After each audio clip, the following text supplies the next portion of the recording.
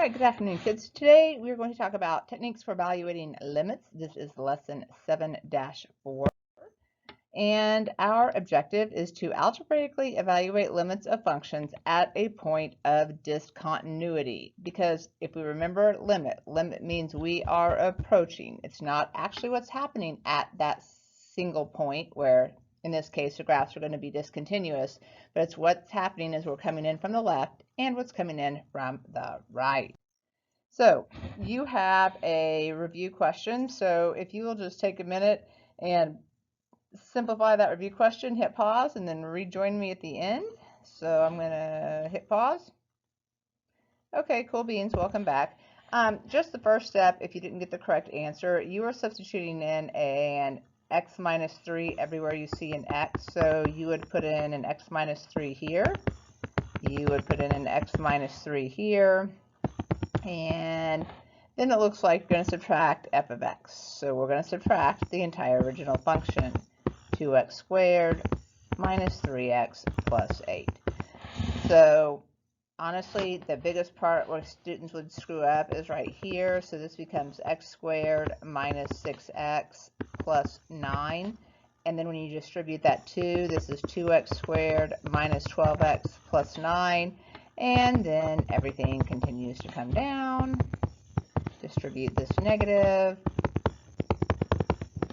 And now, with any luck, a lot of things should cancel. So if we start canceling things, we have 8's, negative 8's. We have 3x's and negative 3x's. And we have a negative 2x squared and a positive 2x squared. So when I look at this, I see that I have a negative 12x left and a positive 18. So I feel like, did I miss a number here? 2 times 3 is 9, 2 times 9, oh, I did. This number right here should be 18. So if I look at this, we actually have 18 plus 9 and a negative 12x. So in the end, our answer should be negative 12x plus 27. So hopefully that is what you got. Okay, so moving on to today's lesson. What if direct substitution results in division by 0? So let's say you have an x in your denominator and you substitute a number in for that x and it's 0. Well, we all know we can't divide by 0. And that's where our alternative techniques are going to come in. And it may be helpful to sketch a graph and look at the table to determine if the limit exists before you use one of the following techniques. Some of the techniques you're going to recognize pretty easily just because they take on a pretty specific format. So what techniques are we going to be applying? The easiest is going to be factoring and simplifying. So I know it's bad when factoring is going to be the easiest thing you do, but it is. And then the other one is find a common denominator and simplify. And the last one's going to be to rationalize the numerator. So it's a little bit different than what we used to do because we used to rationalize the denominator, but this time we're going to rationalize our numerator. Okay, so this isn't in your notes, so just kick back and listen for a second and watch what's going to happen because this is going to happen over and over in this lesson. What is a removable discontinuity? A removable discontinuity occurs when a factor in the numerator matches a factor in the denominator, and those factors reduce to 1, and we remove them from the equation. I know that's a bunch of math gibberish, so what does that really mean, and how does it affect the graph? So if we have this equation, the limit, or this expression, the limit as x approaches negative 1 of x squared minus 3x minus 4 all over x minus 1. If I go to put this negative 1 in here, that results in some division by 0. And I can't have division by 0, so you'd like to say, hey, this limit doesn't exist. But remember, it's not what's actually happening at that one point. It's what happens as we approach negative 1 from the left and as we approach negative 1 from the right. So I'm going to come in here now, and I'm going to factor this numerator. So kind of what we're going to be doing on our first example. You do not need to write this down. So if I factor my numerator, I get x minus 4 over x plus 1 all over x plus 1. So now what happens is I look at this, and naturally you guys are going to remove that, but you can't just remove an x from a problem. It doesn't work that way. So anytime you remove an x, or an x from an equation, you're going to have a hole at that x value. So our graph is now going to have a hole at x minus 1. So now I have the limit as x approaches -1 of x minus 4. So we know that x minus 4 is a linear equation. So I went ahead and just graphed this on Desmos to speed some things up. So I went down 4, and then I had a slope of 1, so up 1 over 1, up 1 over 1.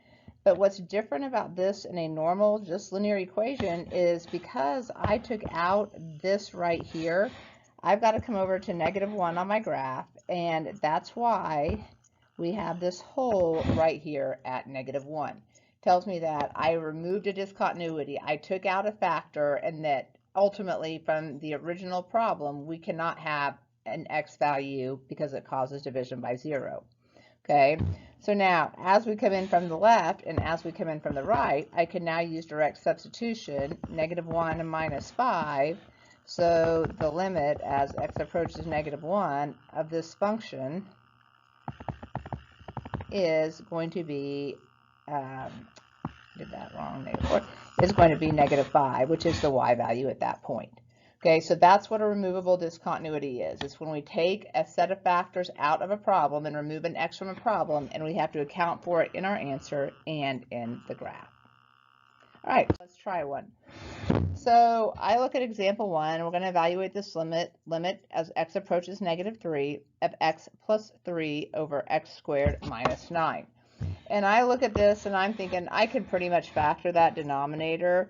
Remember, you really only have to do this if when you plug this number in, you have division by 0. And we do in this case. So this is going to be a factor and simplify problem.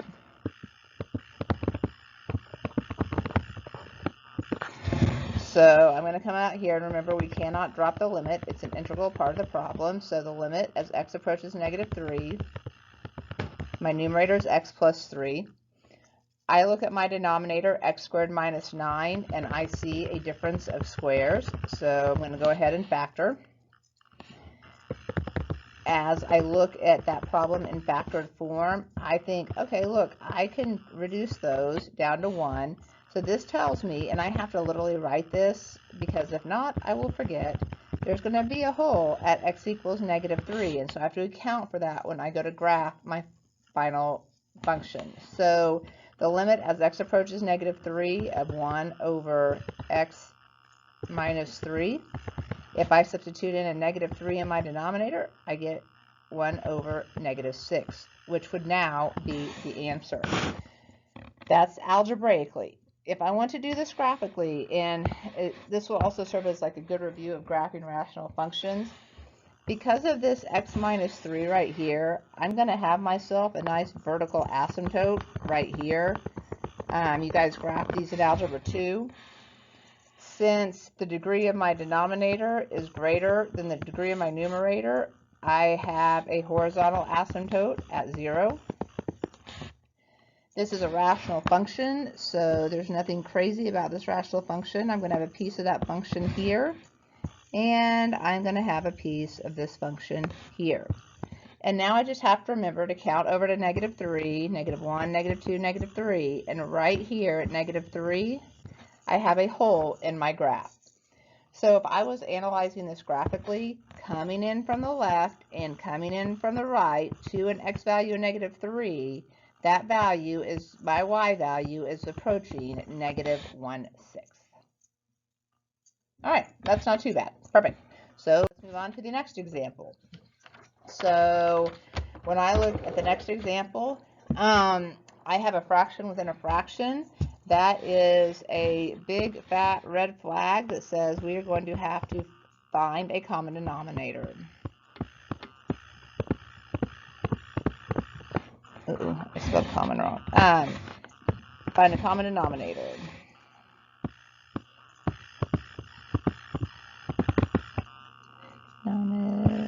Can't spell today. I don't even think I spelled that right. So we're going to erase that and just go like this. that's how the day is going. Okay, so I look at this particular problem and I'm like, whew, this is going to be a little bit crazy, but I'm going to take this denominator, and it's ugly to me, a fraction within a fraction, so I'm going to try to reduce the amount of fractions that I have going on. So in order to do that, I am going to think of this as x plus 1 over 1, and I'm going to multiply this by 1 over x plus 1. So I'm going to multiply my numerator and my denominator by 1 over x plus 1, because that's not changing anything about the fraction. So I'm going to have the limit as x approaches -1. I am going to distribute this in my numerator. So I have 1 over x plus 2 times x plus 1 minus 1 over x plus 1.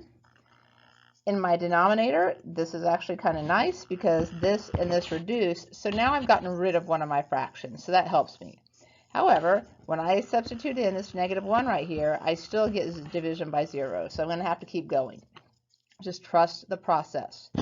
If I look at this denominator here and compare it to this denominator here, I see that I'm missing this x plus 2. So I'm going to come over here, I'm going to substitute in an x plus 2. So if I do that in my denominator, I must come up. I must also do the same exact thing in my numerator.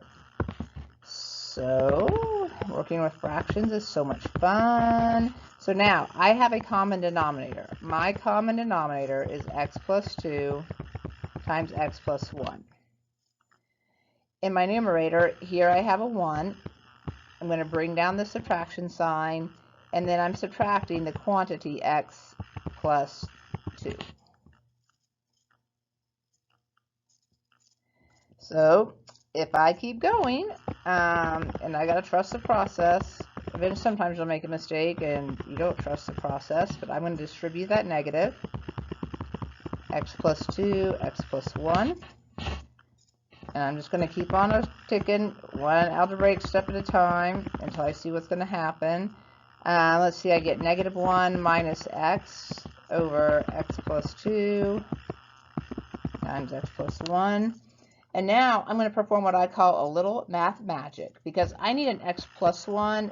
In my numerator, I have 2 negatives. So what I can do is go crazy, and I can GCF out a -1, and this turns into 1 plus x. That's a little math magic trick you need to keep in your back pocket because it will come in handy. So now, in my numerator and in my denominator, I can reduce those 1s, which means I'm going to have a hole in my graph when x equals -1. And I'm going to evaluate this limit. As x approaches -1, I get -1 plus 2, and that is going to give me -1. So if I didn't want to do this graphically, as x approaches -1 from the left and from the right, the y value approaches -1. So what does this graph even look like? Well, if I think about graphing the function -1 over x plus 2, I'm going to have a vertical asymptote at x equals -2. So I'm going to come over here to my graph, and at x equals -2, I have this big, I'm going to change color so y'all can see better. At x equals -2, you have a vertical asymptote. Since the degree in my denominator is greater than the degree in my numerator, we have a horizontal asymptote at 0. Because of the negative, it reflects the parent function. So the parent function of this graph looks like this. And the negative says, hey, let's reflect that. So we will have a piece of this graph right here. And we will have a piece of this graph right here. So now I have to come in and I have to account for the hole at x equals -1. So if I come over here to -1, I have a hole in this graph right here. However, if I am coming in from the right and I'm coming in from the left, the y value is approaching a value of -1. All right. Lots of nice, beautiful work. This will get easier, and the process is the same over and over and over, so you will kind of recognize it.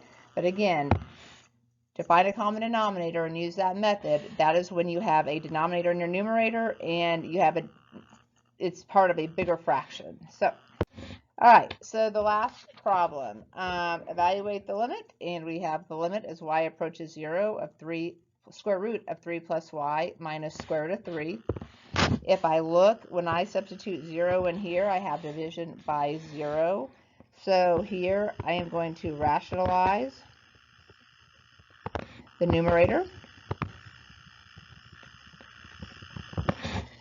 So what does that mean? Well, you guys learned how to rationalize the denominator last year. It means we're just going to multiply by the complex conjugate. So I'm going to take the square root of 3 plus y plus the square root of 3. And I'm going to multiply the numerator and the denominator by the exact same thing. So when this happens, you lose that limit as y approaches 0. The square root of 3 plus y times the square root of 3 plus y is going to leave me with 3 plus y. Because this is a difference of squares, the middle terms cancel out, and the square root of 3 times the square root of 3 will leave me with 3.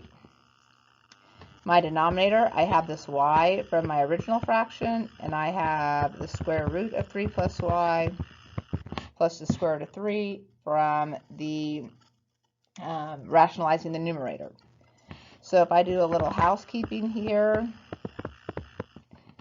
3 plus y minus 3 will leave me a y in my numerator. I'm just going to bring down my denominator.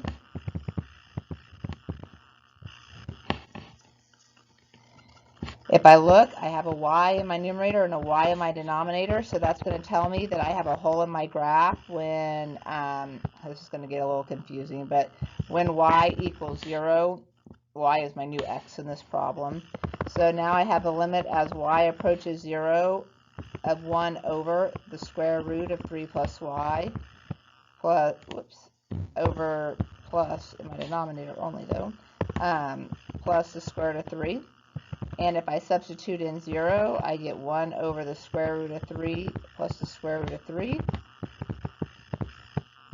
which is 1 over 2 square root of 3. So now, I just graphed this on Desmos. I'll be honest, I had no idea in the world what this graph looked like, so I just put it into Desmos. You guys can kind of sketch it on your graph if you want to. But if you look at this particular problem, your answer is 1 over 2 square root of 3. So if you put that in the calculator,